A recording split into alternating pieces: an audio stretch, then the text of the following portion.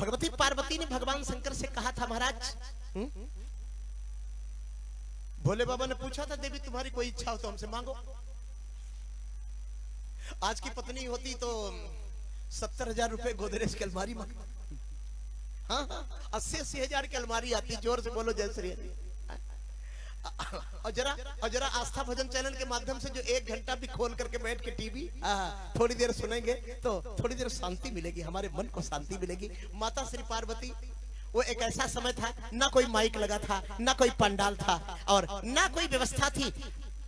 बड़ी बड़ी बरगद के पेड़ की वो शाखाएं, उस वृक्ष के नीचे बैठी हैं भगवती अम्बा पार्वती। और कथा सुनाने वाला ऐसी कथा सुना रहा है ना कि तीनों लोकों में आवाज जा रही है, बोलो शंकर भगवान की। और सुनने वाला कोई नहीं। नंदेश्वर महाराज दूर खड़े पहरा दे रहे। राम जन्म के अंतर्गत तमाम नई बातें बतानी है, सूर्य वंश का वर्णन करना है। उस सूर्य वंश के महान वंश में भगवान श्री रघुनाथ जी महाराज का पावन प्राकट्य होना है। तो आइए, माता श्री पार्वती ने भगवान शंकर से यही मांगा, अरे कथा जो सकल लोक हितकारी, कथा जो सकल, यही दो महाराज मुझे, सोई पूछन चाह से कुमारी, सोई पूछन चाह से कुमारी, कथा जो सकल लोक हितकारी, कथा जो सकल लोक हितकारी, कथा जो सकल लोक हितकारी, लोक हितकारी, सोई पूछन चाह शैल कुमारी, सोई पूछन चाह शैल कुमारी, कथा जो सकल, कथा जो सकल लोक हितकारी, सोई पूछन चाह शैल कुमारी, सोई पूछन चाह शैल कुमारी।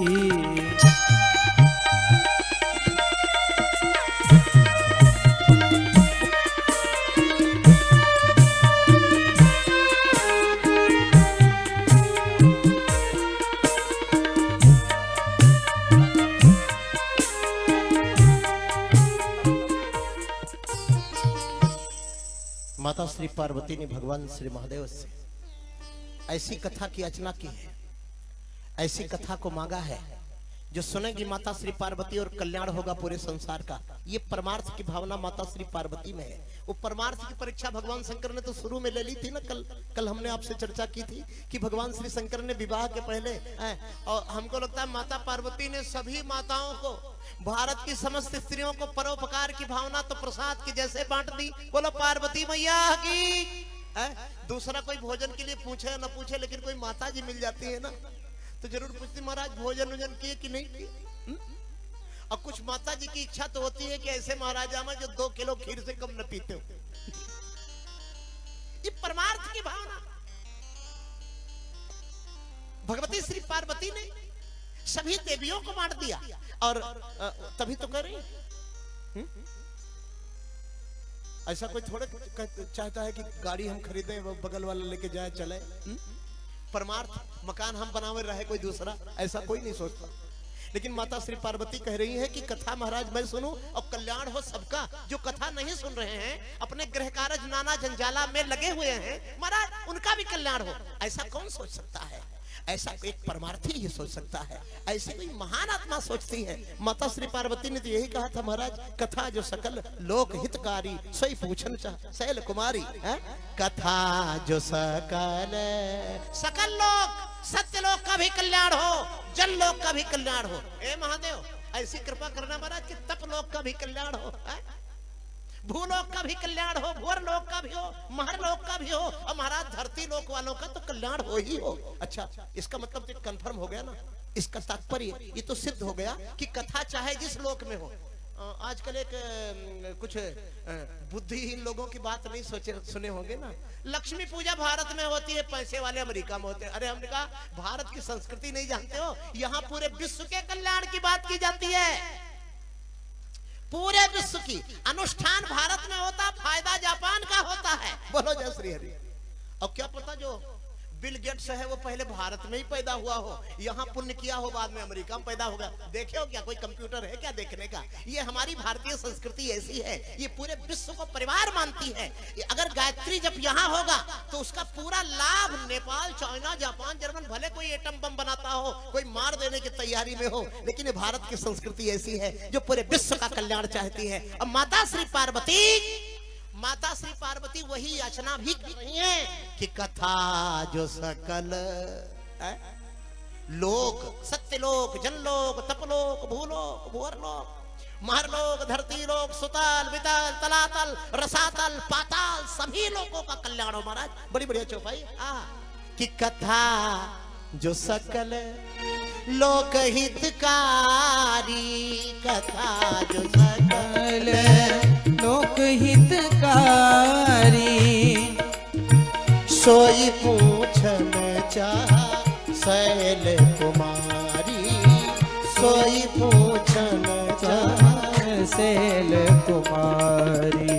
कथा जो सकल, कथा जो सकल लोक हितकारी, सोई पूछन शैल कुमारी, कथा जो सकल लोक हितकारी, सोई पूछन चाह शैल कुमारी।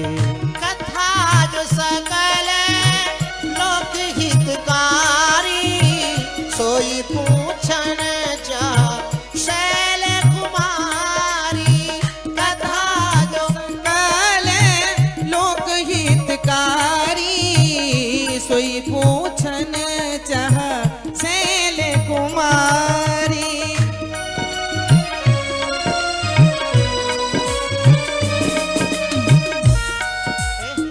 बड़े बड़े आदर से कहा, कहिए, सुनाइए। जब तक कथा चलती रही माता पार्वती एक आसन से बैठी रही। आजकल तो कथा में चाय भी चल जाती है बीच बीच में। हाँ, कोई वीआईपी प्रोग्राम हो ना अच्छा वाला, कोई बड़े सेठ जी करावे, बड़े पैसे वाले करावे, तो ट्रे में चाय का गिलास भी बीच बीच में आ जाता। हमका हो गई कथा, बोलो सियावर रामचंद्र की। एक बार मैं एक जगह भागवत कर रहा था तो वहां तो कोल्ड ड्रिंक आ गया।